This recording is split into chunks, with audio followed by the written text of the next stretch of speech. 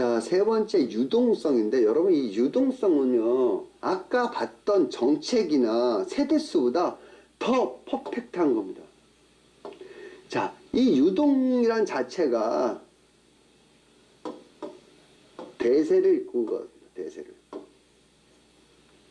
유동자금이 너무 많으면 정책을 아무리 편다 해도 이길 수 없고요. 세대수가 아무리 늘어나고 줄어든다 하더라도 이길 수 없습니다. 왜? 재산, 자산의 가치를 유동자금으로 평가하고 유동자금으로 부동산 가격이 결정되기 때문에 그렇다고 볼 수 있습니다. 저는 지금 현재 또 팩트를 보면 유동자금이 그렇게 많은데 그게 어느 쪽으로 어디로 흘러가느냐. 여러분 이 돈이 내 지역으로 흘러가는 거, 내 지역에서 이 유동자금이 빠져나오는 거를 보시면 좋겠습니다. 자, 현재 대립 상충된 관계 경제를 보면 돈이 어느 쪽으로 흘러가는 걸 봐야 될 것 같아요. 그래서 지금 현재 보면 역대급으로 저금리로 인한 유동성이 풍부하죠. 지금 역대급 저금리로 인해서 유동성이 엄청 풍부합니다. 지금 정부에서 돈을 많이 풀었잖아요. 근데 역대급으로 자영업이 손실이 지금 엄청납니다. 이게 바로 상충된 관계입니다. 돈은 많이 풀렸는데 자영업자들은 엄청난 손실을 보고 있다.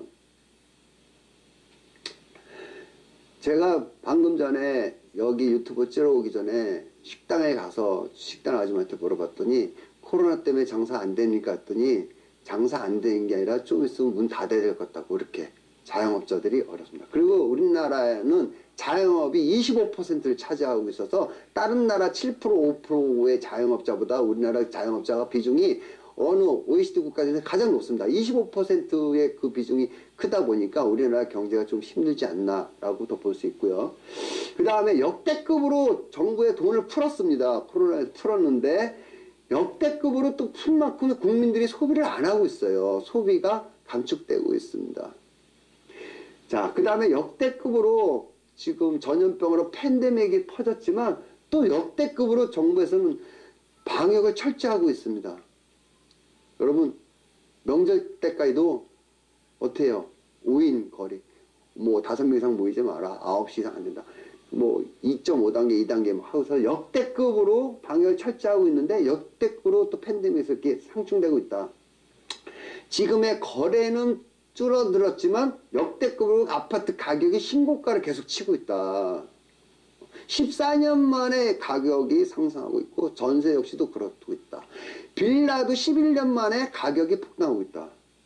그러나 신고가를 치는 방면에 또 상충되고 있는 게 정부는 역대급으로 규제를 최고 강화하고 있습니다. 가격은 신고가 치고 있는데 역대급 규제는 강화하고 있다. 또 역대급 규제 강화에 역대급으로 전세 물량이 감소하고 있다는 겁니다. 자, 관광산업의 감소, 또 역대급으로 관광산업이 증가한 지역이 있습니다. 여러분 코로나로 인해서 해외에서 사람들이 안 오다 보니까 서울에 중국인부터 시작해서 외국 일본인들이 관광을 안 오다 보니까 서울이나 제주도의 관광객들이 확 줄었습니다. 그런데 우리 국내 사람들도 해외를 못 나가니까 국내 관광 지역은 그나마 지금 뛰고 있다. 그래서 그 서울 같은 경우는 외국 관광객이 굉장히 많이 줄었지만 또 국내 관광한 지역들은 좀 경제 타격이 좀 덜하고 있다라는 것을 이렇게 우리가 상충된 것을 보셔서 이런 돈들이 어디로 어떻게 흘러간 것을 사회 경제가 흘러간 것을 좀 봐야 될 것 같습니다. 자, 유동자금이 어느 정도 풀렸냐? 여러분 보시면 자, 515조가 늘었습니다. 여러분 우리나라 국가 예산이 570조인데 512조가 증가했습니다. 엄청난 거죠. 자, 여러분 이게 잘 보이실지 모르겠는데 2013년도에는 M안이라는 유동자금이 48조였는데 지금 480조였는데 지금 1100조가 넘어갔습니다. 자, 3배죠, 3배. 약 3배 정도의 M1이 증가했고요.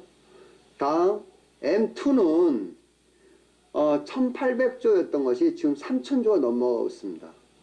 그러면 이것도 거진 2배 이상의 지금 증가를 했습니다. 그러면 M1은 3배, M2는 2배 정도의 유동자금이 지금 시중에 돌고 있다는 것입니다. 자, 시중자금과 저축의 관계에서 여러분 금리가 낮으면 대출 더 많이 받고 저축을 안 해요. 금리가 낮으면 저축도 안 할 뿐더러 또 대출도 많이 받습니다. 그러다 보니까 시중 자금이 유동자금이 이렇게 올라가고요. 금리는 낮을수록 그래서 이렇게 상충되고 있습니다. 항상 이렇게 대립을 하고 있죠. 자, 그러니까 금리가 낮으면 시중에 자금이 많이 흐른다. 자, 금리가 올라가면 돈이 다 은행으로 들어가서 시중에 돈이 없어요. 이런 것들도 우리가 보는데 지금 현재의 현황들이 어떤 현황들입니까? 유동자금이 엄청 많고 있는 시중이죠. 그래서 이렇게 요때 요 시점 여기입니다. 여기가 2018년이라서 2019년인데 요 시점에 지금 우리가 와 있다. 요 시점. 그래서 요 시점에서 우리가 지금 시중 자금이 약 아까 얘기한 대로 3배, 2배 정도의 그전보다 유동자금이 많다. 유동자금이 많으니까 자산의 가치가 상승하고 있다라고 볼 수 있습니다.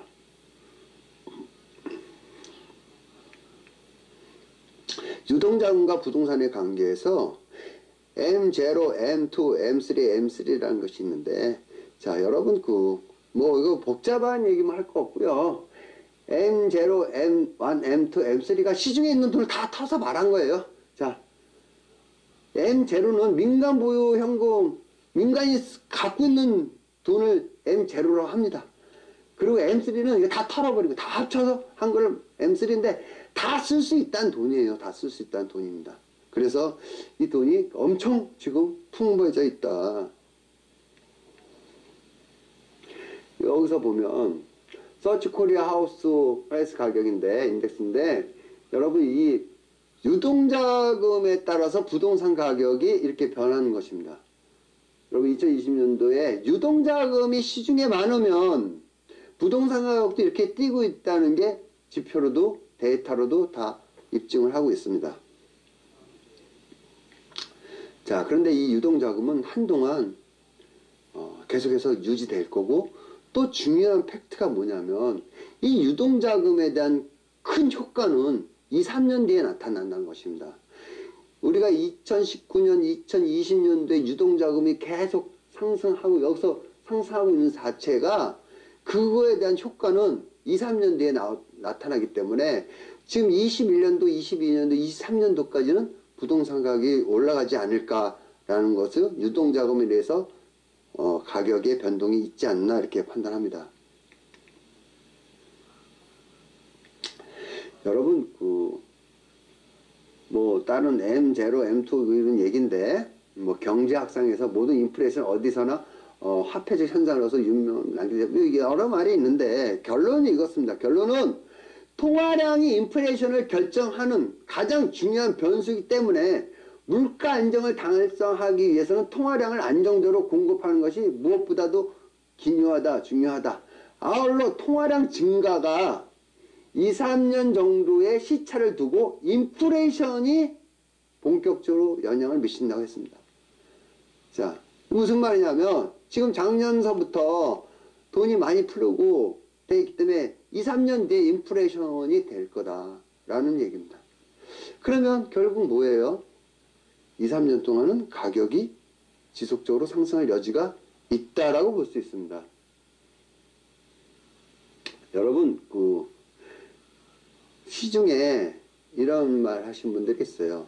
금리가 이제 코로나 백신 맞고 하면은 금리를 한국은행에서 올린다. 그러면 타격이 있을 거라는 말이 있어요. 그러나 여러분, 한국은행은요 부동산 때문에 금리 올리지는 않습니다. 무엇을 기준점으로 두냐면 물가 상승을 기준으로 금리를 올리고 내리고 합니다.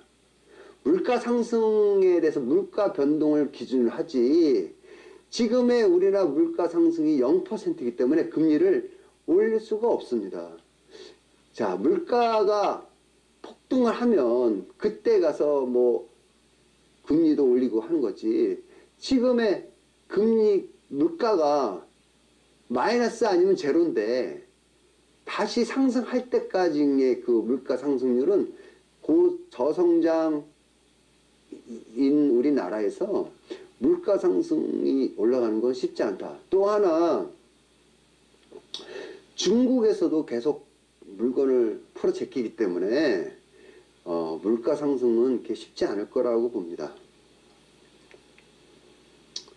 자, 금리와 부동산의 관계에서 우리가 한번 보겠습니다. 자, 금리가 그렇게 중요하다. 저는 유동자금이 중요하다고 보는데 금리를 가지고 하락할 것이다 말 것이라고 얘기하시는 분들이 있습니다. 근데 저는요, 금리는 부동산 가격에서 작은 비중이라고 생각합니다. 왜 그런가 하면, 자, 부동산 가격이 상승하고 있을 때 금리가 올라가는 경우입니다. 자, 네 가지를 보겠습니다. 부동산 가격이 올라가고 있을 때 금리가 올라가는 경우, 부동산 가격이 상승했을 때 금리가 내려가는 경우, 부동산 가격이 하락하고 있을 때 금리가 올라가는 경우, 부동산 가격이 하락하고 있을 때 금리가 또 내려가는 경우, 이렇게 네 가지를 볼 수 있는데, 지금 첫 번째로 부동산 가격이 상승했을 때 은행 금리가 높은 경우에는 은행 금리보다는 대출 이자보다는 부동산 가격이 상승하는 게 더 높다는 기대율이 높기 때문에 계속해서 상승을 한다는 것입니다. 그럼 금리가 아무리 높아도 부동산 가격이 더 많이 뛰면 부동산에 대한 기대 심리 때문에 부동산 가격은 계속 뛴다는 것입니다.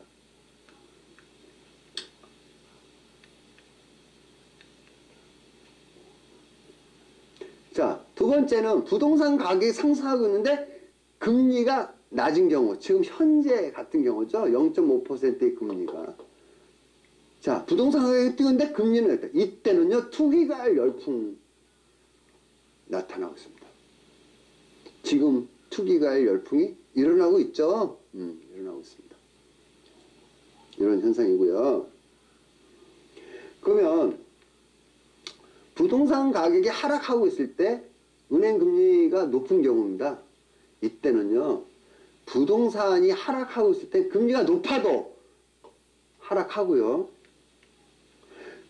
부동산이 하락하고 있을 때는 금리가 낮아도 제한적으로 나타나고 있다. 투자를 덜 하고 있다. 여러분, 여기서 여러분들이 그 포인트가 뭐냐면요, 금리보다는 대세라는 겁니다. 대세가 부동산 가격을 상승하고 있을 때는 금리하고 상관없이 계속 올라가고, 대세가 하락하고 있을 때는 금리와 상관없이 하락한다는 것입니다. 그게 팩트입니다, 여러분. 여러분, 그 IMF 끝나고 나서 우리나라 금리가 10%가 넘어갈 때도 너무나 많이 가격이 IMF 때 떨어진 것 때문에 상승할 여지가 있어서 금리가 10%가 됐어도 부동산 가격은 뛰었습니다. 그래서 그게 대세라는 겁니다. 그래서 여러분, 대세가 더 중요하지 금리는 그렇게 중요하지 않다. 아무리 금리가 낮아도 상승의 대세가 있을 때, 근데 그 대세는 어디서 나오느냐? 유동자금에서 나온다는 것입니다. 그래서 유동자금이 강할 때는 정책도 금리도 이길 수 없다. 그리고 또 대세가 낮을 때, 유동자금이 적을 때는 정부에서 공급을 아무리 한다 하더라도, 아무리 정책을 하고 금리를 낮춘다 하더라도 가격은 떨어진다는 것입니다. 자, 여러분, 국토교통부에서 자료를 발표를 합니다. 자, 부동산 정책을 필 때는 어떤 이유로 인해서 부동산 정책을 핀다는 것을 발표를 합니다. 자, 여기서 보면 주택 거래량은 수도권 기준에서 계속 증가하고 있고 주택시장의 기대 심리가 상승하고 있다. 또 전 세계적인 저금리, 전 세계적인 금리가 유동자금이 많이 풀릴 수 있다는 거죠. 풍부한 유동성으로 주택시장에 유입될 수 있는 자금이 풍부한 상황에서 불안정한 요인도 상존하고 있다. 다시 말하면, 자, 이 금리 낮은 이유로 유동자금이 풍부하니까 주택이 불안하다라는 얘기입니다. 다른 얘기 없어요. 다른 얘기 없다고. 자, 그런데 정부는 또 이렇게 얘기를 해요.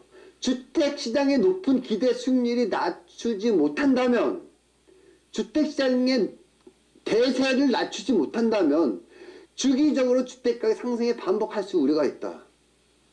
두 번째, 실수요자들의 내 집 마련을 불안감으로 해서 신축의 선호도, 아까 신축 선호도를 계속 말씀드렸습니다. 신축 선호 등의 이유로 30대 등의 젊은 층의 중심으로 추격 매수를 한 심리가 확산되고 있다.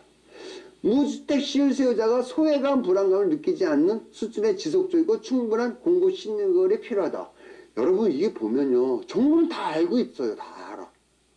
유동자금이 위험하고 기대 수익률도 높고 신축의 선호도 높고 그 다음에 소외와 불안감을 느끼기 때문에 충분한 공급이 필요하다. 이런 걸 다 알아. 다 아는데 왜 정책이 그렇게 가는지 나는 이해가 안 가요. 아니, 알면서 왜 그러는지. 유동자금이 무섭다는 것을 계속 강조하면서 이걸로 인해서 선호도, 새 아파트의 선호라든지 이런 것들이 폐익 반영이 일어났다는 것을 아는데도 지금 정책이 그렇게 가고 있으니 나는 이해가 안 간다는 겁니다.